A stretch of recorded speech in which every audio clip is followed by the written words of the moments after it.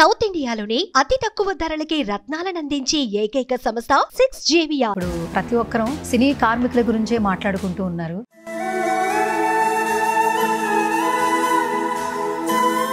సినీ కార్మికులు సమ్మెబాట పట్టడం, షూటింగ్లు ఆపేయాలని చెప్పడం, సో దీన్ని అసలు ఏ విధంగా చూడాలంటే? ఫస్ట్ సమ్మెబాట పట్టలేదు, షూటింగ్లు ఆపమని చెప్పట్లేదు. వాళ్ళు ఇంత పెంచాలి అంత పెంచాలని చెప్తున్నారు. భోజనం చేసిన తర్వాత చేయి కడుక్కునే టైం కూడా ఉండదు, మళ్ళీ రెడీ రెడీ రెడీ రెడీ అంటుంటారు. దానికి మళ్ళీ ఎక్స్ట్రా డబ్బులు ఇస్తారు. అట్లా ఊరికి లేనిపోయిన మాటలు చెప్పడం కరెక్ట్ కాదు. సాఫ్ట్వేర్ ఇంజనీర్ కంటే ఎక్కువ ఇస్తాం. సాఫ్ట్వేర్ ఇంజనీర్ కంటే ఎక్కువ నిజమేనా సార్? 100% నిజం. ఆరోపిస్తున్నటువంటి మాటలను ఏ విధంగా చూడాలి మరి? ప్రొడ్యూసర్ కదా సగంలో మాట్లాడితే నేను చెప్తాను, పూర్తిగా చెప్పనిచ్చినాక కదా అడగాలి. సినిమా బయటికి రావాలంటే ఫస్ట్ నిర్మాతలేందే సినిమా బయటికి రావాలి. నిర్మాత అనేవాడు వ్యాపారం చేస్తానికి వస్తున్నాడు. కొంతమంది ప్యాషన్తో వస్తారు. ప్యాషన్తో వచ్చిన వాడు పోయినా పర్లేదని వస్తాడు. వ్యాపారం చేసేవాడు వ్యాపారం కోసం ఏదైనా చేస్తారు. హీరోల రెమ్యునరేషన్స్ కి మరి వీళ్ళ వేతనాలకి ఇలా లింకప్ చేయడం ఎంతవరకు కరెక్ట్ అంటారు? తప్పు, 100% తప్పు. వాళ్ళకి ఏం సంబంధం? వాళ్ళు ఎవరు అడుగుతానికి? నిన్న ఛాంబర్లో మీటింగ్ అయింది, సో అందరూ మాట్లాడుకున్నారు. ఏంటి సరే ఏం కొలిక్కి వచ్చింది, ఏం చెప్పాలనుకుంటున్నారు? మీకే తెలిసి ఉండాలి, నాకేం తెలుసు. హాయ్, హలో, నమస్తే. This is Suvarna. Welcome to Suman TV. So ఇప్పుడు ప్రతి ఒక్కరూ సినీ కార్మికుల గురించే మాట్లాడుకుంటూ ఉన్నారు. అన్ని ఇండస్ట్రీలు సినీ ఇండస్ట్రీ వైపు చూసే దృష్టి ఇప్పుడు మనం చూస్తూ ఉన్నాము. తెలుగు ఫిలిం ఇండస్ట్రీలో సినీ ఇండస్ట్రీకి ఒక గొప్ప ఖ్యాతి అయితే సంపాదించుకుందని చెప్పొచ్చు. బట్ ఈ తరుణంలో సినీ కార్మికులు సమ్మెబాట పట్టడాన్ని ఏ విధంగా చూడాలి? ఇదే అంశానికి సంబంధించి మనతో మాట్లాడడానికి ప్రొడ్యూసర్ తమ్మారెడ్డి భరద్వాజ్ గారు ఉన్నారు. Hi sir. కార్మికుల పక్షపాతి తమ్మారెడ్డి భరద్వాజ్ గారు. సో ఇది గత కొన్ని సంవత్సరాల నుంచి ఇది వింటూ ఉంటాము. బట్ నవేడేస్ ఏంటంటే సినీ పరిశ్రమ అనేది ఎంత ప్రాముఖ్యతని సంపాదించుకుందో అందరికీ తెలుసు. అలాంటి ఇండస్ట్రీలో సినీ కార్మికులు సమ్మెబాట పట్టడం, షూటింగ్లు ఆపేయాలని చెప్పడం, సో దీన్ని అసలు ఏ విధంగా చూడాలంటే? ఫస్ట్ సమ్మెబాట పట్టలేదు, షూటింగ్లు ఆపమని చెప్పట్లేదు. వాళ్ళు మేము జీతాలు పెంచమన్నారు, మా జీతం ఇస్తే మేము పని చేస్తామన్నారు, చేస్తున్నారు. ఆల్రెడీ పెంచి ఇచ్చే వాళ్ళ దగ్గర పని జరుగుతూనే ఉంది. సో సమ్మె అనే మాట, సమ్మె అంటే షూటింగ్ లాగిపోవాలి కదా, ఆగలేదు, పని జరుగుతుంది. నాకు రూపాయి ఇది రూపాయి చాలుతారు, రూపాయి పావులా ఇస్తే చేస్తానంటున్నారు. రూపాయి పావులా ఇచ్చి పని చేసుకునే వాళ్ళు చేసుకుంటున్నారు. ఓకే కాదు సార్, ఓకే ఇంత పెంచాలి అంత పెంచాలని చెప్తున్నారు. బేసిక్గా ఏంటంటే ఈ కార్మికులు బయటకు వచ్చిన తర్వాత మాట్లాడుతున్న మాట, ఒక్కోసారి మేము 12 గంటల కంటే ఎక్కువ పని చేస్తాము, భోజనం చేసిన తర్వాత చేయి కడుక్కునే టైం కూడా ఉండదు, మళ్ళీ రెడీ రెడీ రెడీ రెడీ అంటుంటారు. సో పెరుగుతున్న ఖర్చులకి మా వేతనాలు మాత్రం అలాగే ఉన్నాయి అని చెప్పి అంటున్నారు. మరి ఏ విధంగా దీన్ని చూడాలంటారు? వేతనాలు ఉన్నమాట నిజమే. వేతనాలు అంటే ఇప్పుడు చెయ్యి గడకగానే ఇస్తే దానికి మళ్ళీ ఎక్స్ట్రా భత్తా ఇస్తారు. వీళ్ళు చెయ్యి గడుక్కోగానే గ్యాప్ ఇవ్వకుండా చేశారు అనుకోండి, దానికి మళ్ళీ ఎక్స్ట్రా డబ్బులు ఇస్తారు. అట్లా ఊరికి లేనిపోయిన మాటలు చెప్పడం కరెక్ట్ కాదు. సో ఏది చేసినా దానికి సరిపడా పేమెంట్ ఇస్తాం అనేది జరుగుతుంది. బట్ ఈ పద్ధతులు సరిగ్గా మారాలి.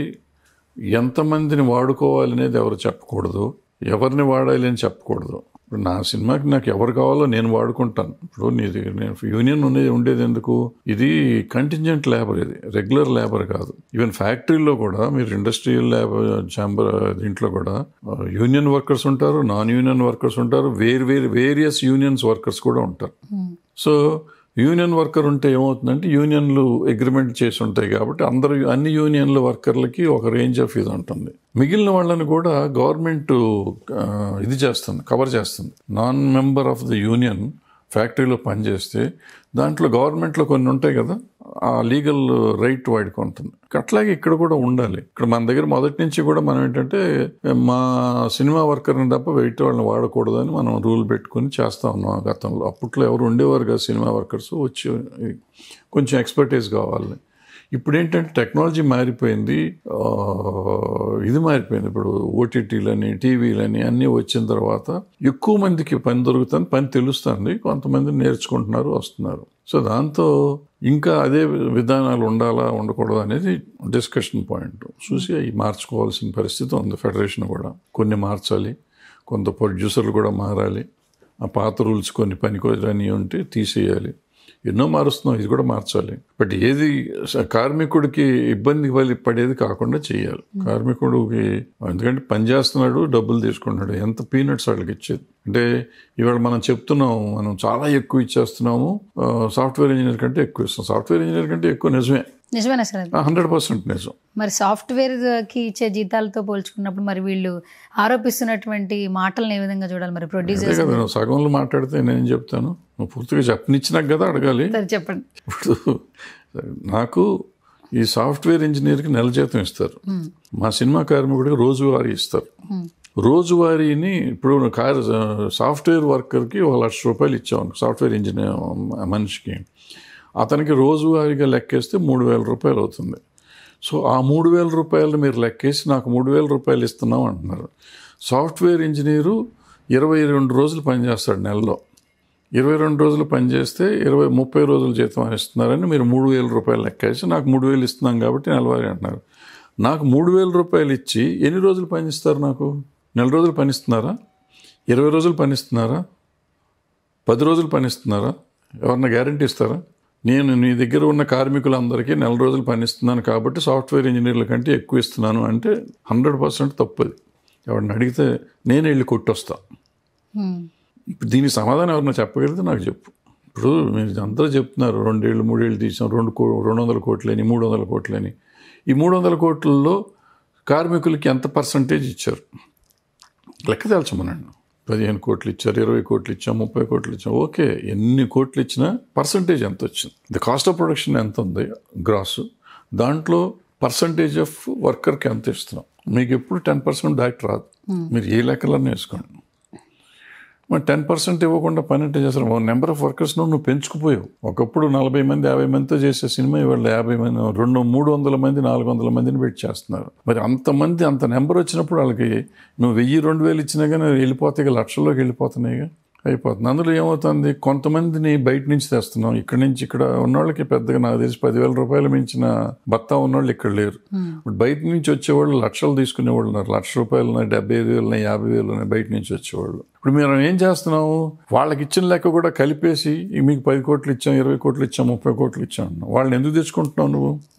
వీళ్ళతో ఎన్నో సినిమాలు తీసాం, సెన్సేషనల్ హిట్స్ తీసింది వీళ్ళందరితో. వీళ్ళకంత పని రాకపోతే వీళ్ళతో చేయంగా, ఎక్స్పర్టైజ్ లేదు, వీళ్ళకి స్కిల్ లేదని చాలామంది చెప్తున్నారు. స్కిల్ లేకపోతే ఇన్ని వందల సినిమాలు ఇప్పుడు హార్డ్లీ 5 years నుంచో 6 years నుంచో బయట వాళ్ళని తెచ్చి వాడుతున్నారు. ఈ ఫారినర్స్ని తీసుకురావటం, లేకపోతే ఇక్కడి నుంచి తీసుకురావడం, బాంబే నుంచి తేవటం, ఇంకో చోట నుంచి తీసుకురావటం. 5 years నుంచి 10 years మధ్యలో చేంజ్ వచ్చింది. అక్కడి నుంచే మీకు కల్చర్ పెరిగింది. కార్వాన్ కల్చర్ ఒకటి వచ్చింది. ఇవన్నీ వచ్చినాక ఈ ఎక్స్ట్రా ఖర్చు, దీన్ని సినిమా మీద ఖర్చు పెట్టకుండా దేని మీద ఖర్చు పెడుతున్నారు. కొన్ని ఫ్యాన్సీస్ మీద, కొన్నిటి మీద. మీ క్వాలిటీ అనే ఒక మబ్బులో పడిపోయి దానికోసం మీరు ఏంటేంటో ఖర్చు పెట్టి అదంతా కలిపి వర్కర్స్ మీద వేసేస్తున్నాం.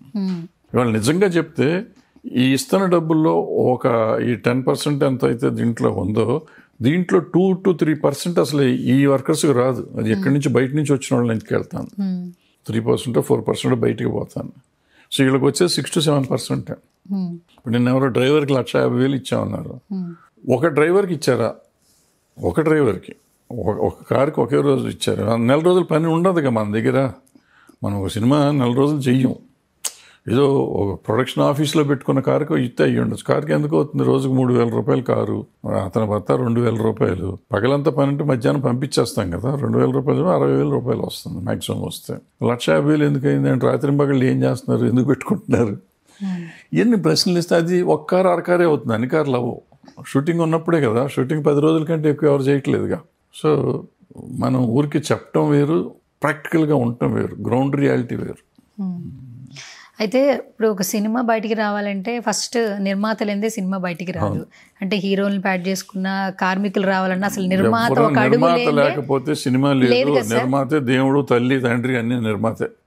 ఏది జరిగినా ప్రతిసారి నిర్మాతే నష్టపోతున్నాడు అని అంటూ ఉంటారు. లాభాలు వచ్చిన నిర్మాత తీసుకుంటారంటారు. నిర్మాత నష్టపోతూనే ఉంటాడమ్మా, అది చరిత్ర. అది దాని గురించి మీరు ఎన్ని చేసినా దానికి ఏం చేయలేము. నిర్మాత అనేవాడు వ్యాపారం చేస్తానికి వస్తున్నాడు. కొంతమంది ప్యాషన్తో వస్తారు. ప్యాషన్తో వచ్చిన వాడు పోయినా పర్లేదని వస్తాడు. వ్యాపారం చేసేవాడు వ్యాపారం కోసం ఏదైనా చేస్తాడు. సో వ్యాపారం కోసం వచ్చిన వాళ్ళకి లెక్కలన్నీ వస్తాయి. ప్యాషన్తో వచ్చినవాడు బేరం ఆడుకుంటాడు, నాకు ఇంతే కావాలి, ఇంతే చేయగలను, చేస్తాను, నేను ఏదో చేసేద్దాం అనుకుంటున్నాను, నాకు హెల్ప్ చేయండి అని చెప్పి అతిమాలో బామాలో తనకు ఉన్న పరిధిలో పిండి కొద్ది రొట్టెలాగా సినిమా తీస్తాడు. ఈ వ్యాపారం చేద్దాం అనుకున్నాడు. ఇప్పుడు నన్ను అడిగారు అనుకోండి, నన్ను పెట్టుకుంటే నాకు 10 మంది అసిస్టెంట్లు, నా పలానా హీరో కావాలి, ఆ హీరో నాకు ఇంకో 10 మంది కావాలి, ఆ హీరోయిన్ ఇంకో 10 మంది కావాలి, నాకు ఇది కావాలి, నాకు అది కావాలి అని అడుగుతా ఉంటే అవి పెరుగుతా పోయి రూపాయి అవ్వాల్సిన చోట 15 రూపాయలు అవుతుంది. అదే నేను ప్యాషన్తో తీస్తే నా దగ్గర లేదండి, ప్లీజ్ అండి ఇట్లా చేద్దామండి, ఇట్లు తీస్తున్నారు. అదే బలగం వచ్చిందంటే, కోర్టు వచ్చిందంటే, ఇవాళ నరసింహ వచ్చిందంటే, నరసింహకి ఏ బత్తాలు లేవుగా, ఆ సాఫ్ట్వేర్ వాళ్ళు చేసిందే చేశారు, ఏదో బొమ్మలు రాసుకున్నారు, చేశారు. డబ్బులు వస్తున్నాయిగా, కోర్టుకు వచ్చినాయి, ఏ ఆర్టిస్ట్ లేరుగా, వాళ్ళు ఇష్టం వచ్చినట్టు వాళ్ళు సినిమా తీసుకున్నారుగా, ఎవరిని అడగలేదు, ఏం లేదుగా. ఇప్పుడు బేసిక్ కమ్యూనిటీస్ ఇచ్చారు వాళ్ళు కూడా, వాళ్ళు బేసిక్ కమ్యూనిటీస్ ఇచ్చారు. ఎమ్యూనిటీస్ ఇవ్వద్దని నేను అంటలే, ఎమ్యూనిటీస్ ఇవ్వడం తప్పని కూడా అంటలే, అవసరం. అయితే ఎంతవరకు అవసరం అంతవరకు ఇవ్వాలి. అవసరాన్ని మించి ఇవ్వటం, అవసరాన్ని మించి జనాన్ని వాడటం తప్పు. అది జరుగుతుంది ఇక్కడ. సార్ ఇప్పుడు సినిమాల మీద సినిమాలు వస్తున్నాయి, హీరోలకి రెమ్యూనరేషన్స్ కూడా చాలా పెరిగినాయి ఒకప్పటికి ఇప్పటికి. అండ్ మీరు అన్నట్టు టెక్నాలజీ పరంగా అంటే ఒకప్పుడు మ్యాన్ పవర్తో సినిమా నడిచేది, ఇప్పుడు టెక్నాలజీ యాడ్ అయ్యి సినిమా నడుస్తోంది, సక్సెస్ రేట్ చూస్తున్నాము. కానీ ఎక్కడ విఫలమవుతోంది అంటే ఇష్యూస్ రావడం వల్ల ఫెడరేషన్ నుంచి జరుగుతుందంటారా, అన్ని శాఖల్ని కలుపుకుని ఛాంబర్ పోవట్లేదంటారా, ఎందుకు ఇలాంటి ఇష్యూస్ వస్తున్నాయి? సంబంధం అమ్మా, ఛాంబర్కి ఏదైనా డిస్ప్యూట్ ఉంటే మాట్లాడేవాళ్ళం తప్ప ఛాంబర్కి ఏ రకమైన సినిమా తీస్తానికి ప్రొడ్యూసర్ అనేవాడికి అవగాహన ఉండాలి, డైరెక్టర్ అనేవాడికి అవగాహన ఉండాలి. వాళ్ళిద్దరూ సరిగ్గా ఉంటే సినిమా ఆటోమేటిక్గా బాగుంటుంది. సింపుల్ అంతే. అది రాకుండా ఛాంబర్ చేయలేదు, ప్రొడ్యూసర్ కౌన్సిల్ చేయలేదు, ఫెడరేషన్ ఏమన్నా నాకు 3,000 రూపాయలు నువ్వు ఇస్తానన్నావు, వచ్చాను, నేను పని చేశాను, వెళ్ళాను, ఉన్నంతలో నేను సిన్సియర్గా చేశాను లేదనేది ఒకటి ఆలోచించుకోవాలి. సిన్సియర్గా చేస్తారు, చేయకపోతే తీసి వేరే వాళ్ళని పెట్టుకో, డైలీ వేజే కదా. నేను బాగా చేయలేదనుకోమ్మా, నన్ను తీసి వేరే వాళ్ళని పెట్టుకో, చేసేవాళ్ళని పెట్టుకో, అయిపోయింది. నీకు తెలియాలి అంతా, నువ్వు ఏం సినిమా తీస్తున్నావు అనేది నీకు తెలియాలి, ఏమి అవుట్పుట్ వస్తుంది అనేది నీకు తెలియాలి. అవన్నీ నువ్వు చూసుకోవాల్సిన బాధ్యత ప్రొడ్యూసర్ది. ప్రొడ్యూసర్ చేయాలి, ఛాంబర్ చేయలేదని ఛాంబర్కి ఏం సంబంధం, లేదా ఫెడరేషన్కి ఏం సంబంధం, కార్మికుడికి ఏం సంబంధం. నేను వచ్చు, నాకు ఈ పని చేయడం వచ్చు, నాకు డబ్బులు ఇస్తున్నాను, నేను వచ్చేస్తున్నాను, పని చేస్తున్నాను, అంతే. 24 క్రాఫ్ట్స్లో ఉన్నటువంటి ప్రతి ఒక్కరు, లైట్ మెన్ దగ్గర నుంచి అండ్ సెట్ బాయ్ వరకు కూడా హీరోల రెమ్యూనరేషన్స్ ఎక్కువగా ఇస్తున్నారు కదా, మాకెందుకు వేతనాలు పెంచట్లేదని ప్రొడ్యూసర్స్ మీద పడుతున్నారు. హీరోల రెమ్యూనరేషన్స్కి మరి వీళ్ళ వేతనాలకి ఇలా లింకప్ చేయడం ఎంతవరకు కరెక్ట్ అంటారు? తప్పు, 100% తప్పు. వాళ్ళకి ఏం సంబంధం, వాళ్ళు ఎవరు అడుగుతానికి? నాకు తీట పట్టే నేను డబ్బులు ఇస్తున్నాను, నువ్వెవరు నన్ను అడుగుతానికి? నీకు ఒక వేతనం ఫిక్స్ అయ్యింది, ఆ వేతనం నేను ఇస్తున్నానా లేదా అని అడగటం వరకు నీ బాధ్యత. నీకు ఎక్కువ కావాలంటే అడగటం కూడా తప్పులేదు, హక్కు ఉంది నీకు, పెంచే హక్కు. నేను ఎవరికి ఎంత ఇస్తున్నాను, ఏం చేస్తున్నాను అడిగే హక్కు నీకు లేదు. నా ఇష్టం వచ్చింది నేను ఇచ్చుకుంటా, దట్స్ రాంగ్. ఓకే, ఇంకొక మాట అంటున్నారు సార్, అంటే పెరుగుతున్న ఖర్చులకి వేతనాలు కూడా పెరగాలి కదా. 2022 తర్వాత వేతనాల పెంపు జరగలేదు, అన్ని ఖర్చులు పెరుగుతున్నాయి. సో కాబట్టి భారం అంతా కుటుంబం అందరూ భరిస్తూ ఉన్నారు, కాబట్టి మా వేతనాలు కూడా పెరగాలని కార్మికులు అడుగుతున్నారు. దీన్ని ఏ విధంగా చూడాలంటారు? 100 ఏ విధంగా చూడండి, పెరగక్కర్లేదా? నువ్వు సంవత్సరం నీ జీతం పెరగట్లా మీకు ఆఫీస్లో? మాకెందుకు పెరగకూడదు? మీకే పెరగాల? మీరు మాత్రం పని చేసేవాళ్ళు మేము పనికిరాని వాళ్ళమా? మేము పని చేస్తున్నాం కాబట్టి మాకు పెరగాలి. ధర్మం పెరుగుతుంది, కాస్ట్ ఆఫ్ ప్రొడక్షన్ పెరుగుతుంది, కాస్ట్ ఆఫ్ లివింగ్ పెరుగుతుంది. కాస్ట్ ఆఫ్ ప్రొడక్షన్ పెరగటం అనేది మా చేతిలో, కాస్ట్ ఆఫ్ లివింగ్ పెరుగుతుంది. So cost of living index ప్రకారం నాకు పెరగాల్సిన అవసరం ఉంది, పెంచాలి కూడా. ఎంత పెంచాలనేది ఇద్దరు డిస్కషన్ చేసుకోవాలి. ఇంత పెరగాలి, ఇంత పెంచాలని అడగటం నా వంతు, నేను అడగాలి. నేను మామూలు ధర్మంగా వచ్చేసారి నాకు 5% పెంచండి సార్, 2% పెంచుతానే అంటారు. నేను 30% అడిగితేనే నాకు కావాల్సింది కొంచెం వస్తుంది కదా, అడగాలి. నిన్న ఛాంబర్లో మీటింగ్ అయింది, సో అందరూ మాట్లాడుకున్నారు. ఏంటి సరే ఏం కొలిక్కి వచ్చింది, ఏం చెప్పాలనుకుంటున్నా? మీకే తెలిసి ఉండాలి, నాకేం తెలుసు. నేను వెళ్ళేసరికి అయిపోయింది మీటింగ్. ఏదో 4 కండిషన్స్ ఇచ్చారంట, అందులో కొన్ని కండిషన్స్ బాగున్నాయి. వీళ్ళు అనిల్ కూడా స్టేట్మెంట్ ఏదో ఇచ్చాడు, 2 భయం ఒప్పుకున్నాం అని చెప్పారు. అవి కొంచెం కరెక్షన్స్ ఉన్నాయి, అయిపోతుంది. మీ యూట్యూబ్ ఛానల్లో ఒక వీడియో పెట్టారు, ఆ వీడియోలో కొన్ని విషయాలు స్పష్టం చేశారు. యానిమేషన్ ఫిలిమ్స్ కూడా థియేటర్కి వెళ్తున్నారు జనాలు చూడడానికి, ఎక్కడ థియేటర్ ఖాళీ లేదు. 11th డే కూడా కలెక్షన్స్ బాగున్నాయి, 15th డే కూడా ఉంది. 15th డే మరి మన సినిమాలకి ఎందుకు ఆడియన్స్ థియేటర్కి రారు? సినిమాలకి అసలు రావట్లేదు ఆడియన్స్ అన్న మాట అవాస్తవం అన్నారు మీరు. ఒకసారి దాని గురించి చెప్తారు? అసలు యాక్చువల్లీ అవాస్తవం అనేది నేను చెప్పక్కర్లేదమ్మా, నేను ఆ వీడియోలోనే పెట్టాను. నేను మీరు చూసుంటే సినిమా ఇండస్ట్రీలో వాళ్ళ దిగ్గజాలు, సినిమా ఇండస్ట్రీని శాసిస్తున్న హీరోలు కానీ, శాసిస్తున్న ప్రొడ్యూసర్లు కానీ, శాసిస్తున్న డిస్ట్రిబ్యూటర్లు కానీ థియేటర్లు కడుతున్నారు. ఇప్పుడు ఒక పక్కన వాళ్ళే సినిమా ఇండస్ట్రీ చచ్చిపోయిన థియేటర్కి జనం రావట్లేదు అన్నారు. వీళ్ళు ఎందుకు కడుతున్నారు థియేటర్లో? అన్ని కోట్లు పెట్టి వ్యాపారస్తులు వాళ్ళే ఇండస్ట్రీని ఏళ్తాంది వాళ్ళే, వాళ్ళు థియేటర్లు కడుతూ థియేటర్కి జనం రావట్లేదు అంటే మరి మనం ఎవరు?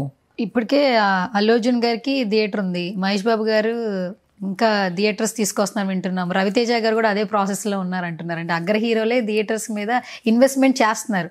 ఫ్యూచర్ అసలు ప్రొడ్యూసర్లు చేస్తున్నారు. దిల్రాజు గారు కడుతున్నారు, సునీల్ నారాయణ గారు కడుతున్నారు, యూవీ క్రియేషన్స్ వాళ్ళు కడుతున్నారు, మైత్రి వాళ్ళు కడుతున్నారు, అందరూ కడుతున్నారు థియేటర్లు. అందరూ కడుతున్నారు థియేటర్లు. ఇంక సినిమాకి థియేటర్కి జనం రావట్లేదంటే ఎందుకు కడుతున్నారు వీళ్ళు?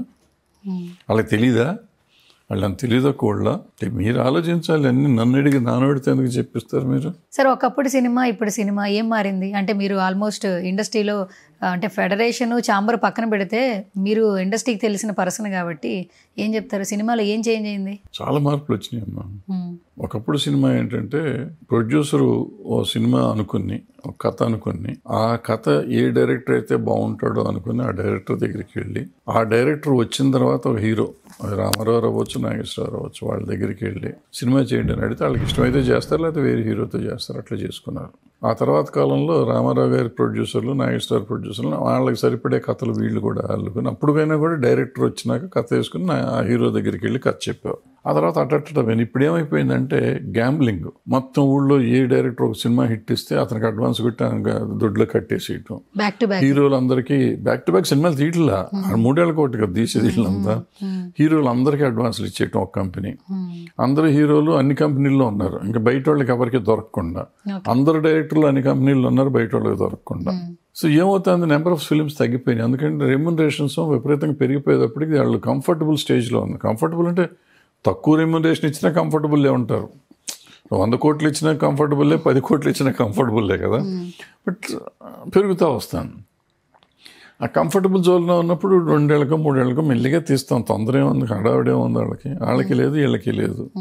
సో దాంతో ఏమవుతుంది, ఆ రోజుకి ఈ రోజుకి ఏంటంటే ఆ రోజు 3-6 నెలలకి సినిమా అయిపోయేది. 3 నెలలకి నుంచి 6 నెలల లోపు సినిమా రిలీజ్ చేసేవాడు, 9 నెలలకి రిలీజ్ చేసేవారు. ఇప్పుడు ఎన్ని సంవత్సరాలు అవుతుందో తెలియట్లేదు.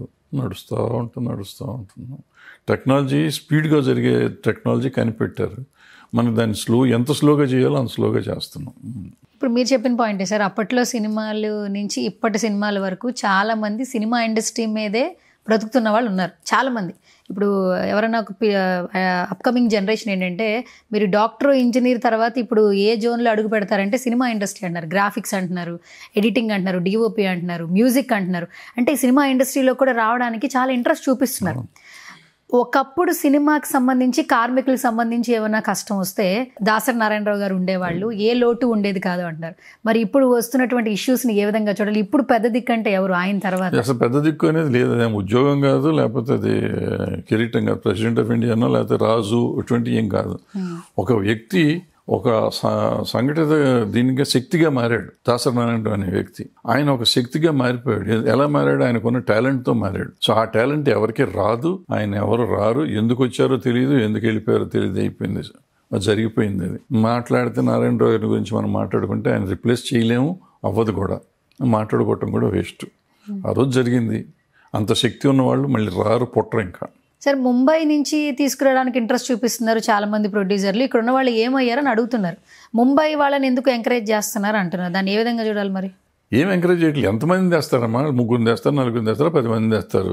మనం 300 మంది పని చేస్తుంటే 10 మంది వస్తే 290 మంది మనమే చేస్తున్నాం కదా. ఊరికి అనవసరంగా దాని మీద ఇప్పుడు మన కాన్ఫెడరేషన్ రూల్ ప్రకారం మన కార్మికులు ఎక్కడైనా ఎక్కడైనా పని చేయొచ్చు. మనం వెళ్ళి అక్కడ బాంబేలో పని చేయట్లేదా? మన ఫైట్ మాస్టర్లు, డాన్స్ మాస్టర్లు బాంబే వెళ్ళి పని చేయట్లేదా? ఊరికి మనం గోల్ చేస్తాం. అమెరికా కూడా వచ్చి ఇక్కడ చేస్తే తిడుతున్నాం. మన అమెరికాలో మొత్తం మనమే ఉన్నాం కదా. మరి అట్లాగే అన్ని చోట్ల మనం వెళ్ళి వెళ్తాం. మన భారతదేశంలో ఎక్కడైనా ఎవరైనా పని చేసుకోవచ్చు, చేయకూడదు అనేది ఏదో ఊరికే తెలియని వాళ్ళు కొంతమంది మాట్లాడుతూ ఉంటారు. అవి అసలు పడుచుకోకూడదు. ఇలాంటి ఇష్యూస్ వచ్చిన ప్రతిసారి కామన్ మెన్ కావచ్చు, ఇండస్ట్రీ వాళ్ళు కావచ్చు, ఒక మాట అయితే వ్యక్తపరుస్తారు సార్, ప్రొడ్యూసర్ లేనిదే సినిమా లేదు, కానీ ఎక్కువగా పేరు హీరోలకే వస్తుంది, అగ్ర హీరోలకే వస్తుంది అంటుంటారు. ఇలాంటి ఇష్యూస్ వచ్చినప్పుడు హీరోలు ఎందుకు ముందుకు రారు, ఎందుకు సార్ట్అవుట్ చేయరు అన్న మాట అని అంటూ ఉన్నారు సార్. అసలు హీరోలకి అసలు సంబంధమే ఉండదు, ప్రొడ్యూసరే చూస్తారని అంటుంటారు కదా. ఇలా మాట్లాడే వాళ్ళకి మీరు ఇచ్చే క్లారిటీ ఏమైనా ఉందా? ఏం లేదు, హీరోకి ఏం సంబంధం, హీరోలకి ఏం సంబంధం అసలు. ఇప్పుడు హీరోలైనా కార్మికుడైనా డబ్బులు తీసుకుని పనిచేసేవాళ్ళే కదా. వాళ్ళు ఏం సమస్య పరిష్కరిస్తారు? ఇప్పుడు ఫర్ ఎగ్జాంపుల్ మీరు ఇందాక డిస్కషన్ వచ్చినప్పుడు చెప్పారే, నేనే ఒక 100 కోట్లు తీసుకుని హీరోని అనుకుందాం కొంచెంసేపు. నేను వచ్చి ఇక్కడ పంచాయతీ పెట్టా, ఈ కార్మికుల కింద మిమ్మల్ని కూర్చోబెట్టి మీరు 30% పెంచడం అన్యాయం అయ్యా, మీరు ఎట్ట పెంచుతారు, పాపం నిర్మాత ఏమైపోతాడంటే అక్కడి నుంచి ఒక కుర్రాడు లేసి, సార్ మీరు 100 కోట్లు తీసుకోవట్లేదా సార్, మరి మాకేం సార్, మాది ఎంత సార్, ఇస్తే 30% ఇస్తే ఏమొస్తుంది సార్, ₹1,00,00,000 పెరుగుతుంది సార్, ఇవ్వచ్చు కదా సార్ అంటాడు సింపుల్గా. ఈయన తలకాయ ఎక్కడ పెట్టుకుంటాడు? సో అందుకని నోరు మూసుకొని మన పని మనం చూసుకోవటం బెటర్. మనకు సంబంధం లేని మ్యాటర్. నాకు ఎందుకు ఇస్తున్నారు 100 కోట్లు కానీ 200 కోట్లు కానీ ఎందుకు ఇస్తున్నారంటే, నా ముఖం చూస్తే జనం వస్తారు. నా అవసరం నీకు ఉంది కాబట్టి నువ్వు ఇస్తున్నావు. అది నీకు నాకు ఉన్న మధ్య సమస్య, అది మిగిలిన వాళ్ళకి సంబంధించిన సమస్య కాదు. సో వాళ్ళు అడగటానికి వాళ్ళకి లేదు, ఎవరు అడుగుతానికి లేదు. నాకు టాలెంట్ ఉంటేనే ఇస్తారు. కానీ నాకు లేని రోజు, నేను అడుక్కుదిన రోజు ఎవరన్నా డబ్బులు ఇచ్చాడు నాకు? నేను ఆ ఇంటింటికి నా ఆల్బమ్ పట్టుకు తిరిగినప్పుడు ఎవరన్నా వేషం ఇచ్చాడా? ఎవరు ఇవ్వలేదు కదా. ఇప్పుడు నా ఇష్టం, నాకు ఆ రోజున కరువు వచ్చి భోజనానికి డబ్బులు లేనప్పుడు ఎవరిని ఇచ్చారా నాకు? ఇవాళ నేను 200 కోట్లు 100 కోట్లు తీసుకుంటున్నాను అడిగే హక్కు మీకు ఎవరికి ఉంది? ఇవాళ నేను ప్రూవ్ చేసుకున్నా, నేను ప్రూవ్ చేసుకున్నా, నా ముఖానికి వాల్యూ ఉందో, నాకు వాల్యూ ఉంది కాబట్టి నాకు డబ్బులు ఇస్తున్నారు. నాకు ఇచ్చిన డబ్బుల గురించి ఎందుకు ఏడుస్తారు మీరు? మీకు సంబంధం ఏంటి? మీకేం కావాలో మీరు అడిగి తీసుకోండి. నన్ను గురించి మాట్లాడదు ఎవరైనా కానీ వాళ్ళు ప్రొడ్యూసర్లు అవ్వచ్చు, సాటి ఆర్టిస్టులు అవ్వచ్చు, కార్మికులు అవ్వచ్చు, ఇంకెవళ్ళన్నా బయట కామన్ పబ్లిక్ కూడా అవ్వచ్చు. It is not anybody's money. చాలామంది అంటూ ఉంటారు, మేము ఇస్తున్నాం థియేటర్లో సినిమా ఎందుకు చూస్తున్నాం, ఎంటర్టైన్మెంట్ ఇస్తున్నారు నీకు 2.5 గంటల సేపు 3 గంటల సేపు ఎంటర్టైన్మెంట్ ఇస్తున్నావు. నువ్వు ₹300 ఇస్తున్నావు. ₹300కి నేను 3 గంటలు ఎంటర్టైన్మెంట్ ఇస్తున్నా. నువ్వు ఇచ్చిన డబ్బులో నుంచి గవర్నమెంట్కి పోయే డబ్బులు పోయి, థియేటర్కి పోయే డబ్బులు పోతే నాకు వచ్చేది, ప్రొడ్యూసర్కి వచ్చేది ఎంత? 25 to 30%. నేను ఈ రూపాయి ఏరుకొని నేను చేస్తున్నా, హీరోకి ఇస్తున్నా. సో మా డబ్బులతో పోతాం, మీ డబ్బులతో ఏంటి పోతుంది ఇక్కడ తొక్క? నేను కష్టపడి ఒక సినిమా తీసి ఒక ప్రోడక్ట్ తీసి ఇస్తున్నా, పోతే నేను భరిస్తున్నా. మరి ఇస్తున్నారా ఇదే జనం? ఇవ్వరు కదా. ఈ జనం ఎవరు నన్ను అడుగుతానికి? నువ్వు 100 కోట్లు ఇచ్చావు, 200 కోట్లు ఇచ్చావు అని అడుగుతాను. జనానికి హక్కు లేదు అసలు. నా ఇష్టం వచ్చింది నేను ఇస్తా. ఇవ్వకుండా పని చేయించుకునే వాళ్ళు కూడా ఉన్నారుగా. కొత్త హీరో వస్తే నేను ఫ్రీగా చేయించుకుంటున్నా. మరి అది అయ్యో ఫ్రీగా చేస్తున్నాను, అతనికి కూడా 2 కోట్లు ఇవ్వను నువ్వు అని చెప్తున్నావా? చెప్పవు. మరి నువ్వు ఎవరు అడుగుతానికి? ఏ హీరోకి ఎంత ఇస్తాం, ఏ హీరోయిన్కి ఎంత ఇస్తాం అని అడిగే హక్కు మీకు లేదు. బేరం ఆడుకునే హక్కు అవతల వాళ్ళకు ఉంది. వాళ్ళ ఇంటర్నల్ ఇష్యూ. అది ఇంటర్నల్ ఇష్యూ గురించి పబ్లిక్లో మాట్లాడాల్సిన అవసరం మనకేం లేదుగా. సార్ ఇప్పుడు సినిమా ఇండస్ట్రీలో 24 క్రాఫ్ట్స్లో ఉన్నటువంటి పర్సన్స్ మనం చూస్తున్నాం. Not only cinema industry, TV industry చూడండి, ఈవెంట్స్ జరుగుతున్నాయి, షోలు జరుగుతున్నాయి. అంటే మెయిన్ ఆర్టిస్టులతో పాటు కాస్ట్ అండ్ క్రూ చాలామంది, అంటే వాళ్ళకి చాలా వరకు ఉపాధి అవకాశాలు పెరుగుతున్నాయి. ఒక రకంగా సంతోషించదగ్గ విషయమే. ఇలాంటి తరుణంలో ఇండస్ట్రీ ఎక్స్పాండ్ అవుతున్న సిచ్యువేషన్స్లో మనం ఇలా జరుగుతున్న దాన్ని ఏ విధంగా చూడాలంటారు? ఏం లేదమ్మా, పని పెరుగుతుంది, వర్క్ కావాలి, నీకు వర్క్మెన్షిప్ కావాలి, డబ్బులు పెంచు అంతే, సింపుల్. వాడుకోండి. నువ్వు సంపాదించడానికే కదా ఇప్పుడు చెప్పిన పెరిగినాయి అన్నీ దాంట్లోనే కదా పెరుగుతున్నాయి. నీకు పని వస్తుంది, నువ్వు సంపాదించుకుంటున్నావు కాబట్టి నువ్వు ఈవెంట్ చేస్తున్నావు, షోస్ చేస్తున్నావు, సినిమాలు తీస్తున్నావు, ఓటీటీ సినిమాలు తీస్తున్నావు, షార్ట్ ఫిల్మ్స్ తీస్తున్నావు, ఇంకేంటేంటో చేస్తున్నావు, ప్రతి దాంట్లో సంపాదిస్తున్నావు. నువ్వు సంపాదించినప్పుడు దాంట్లో నాకు కూడా 5 పైసలు షేర్ ఇవ్వు అంటున్నా. నేను పని చేస్తున్నాను కదా, నా పని సంబంధం లేకుండా నువ్వు సంపాదించగలవా? మరి నాకు ఇస్తానికి ఏంటి బాధ? అయితే ఇప్పుడు మీరేమంటారు సార్, సమ్మె బాట అయితే పట్టలేదు కార్మికులు, ఒక డిస్కషన్స్ జరుగుతున్నాయి, పని అయితే షూటింగ్లు జరుగుతున్నాయి అంటారు? జరుగుతున్నాయి. ఓకే. అంటే బయట చూస్తే కార్మికులు షూటింగ్లకి వెళ్ళట్లేదు, సమ్మె బాట పడుతున్నారు, ఇవే ఎక్కువగా మనం వింటూ ఉన్నాం. చెప్పారా మీకు? ఎవరికైనా చెప్పారా? లేదు. ఉపాధి వేతనాలు పెంపు కోసం ఒక డిస్కషన్ జరుగుతున్నాయని మాత్రం అందరికీ అర్థం. అయితే ఇప్పుడు మరి చిరంజీవి గారి సినిమా వస్తుంది, పవన్ కళ్యాణ్ గారి సినిమాలు షూటింగ్లు జరుగుతున్నాయి అంటారు మొత్తానికి? పవన్ కళ్యాణ్ గారి మొన్న ఒక రోజు జరిగిన తర్వాత అయిపోయింది, షూటింగ్ అయిపోయింది, షెడ్యూల్ అయిపోయింది, వెళ్ళిపోయారు. ఒకప్పుడు ఒక సినిమా జరిగిందంటే ఒక డిఓపికి అసిస్టెంట్, తర్వాత ఒక లైన్మెన్, డైరెక్టర్కి ఇంకొక లైన్మెన్ ఎక్స్ట్రా, అంటే ఒకరికి ఒక పర్సన్ ఉండేవాళ్ళు. ఇప్పుడు ఒకరికి 3 ఉంటున్నారంట, నిజమేనా? 10 మంది కూడా ఉంటారు. పెట్టుకునేవాడికి లేని బాధ నీకు నాకెందుకమ్మా? పెట్టుకునేవాడికి కదా ఉండాలి ఆ బాధ, మనకెందుకు?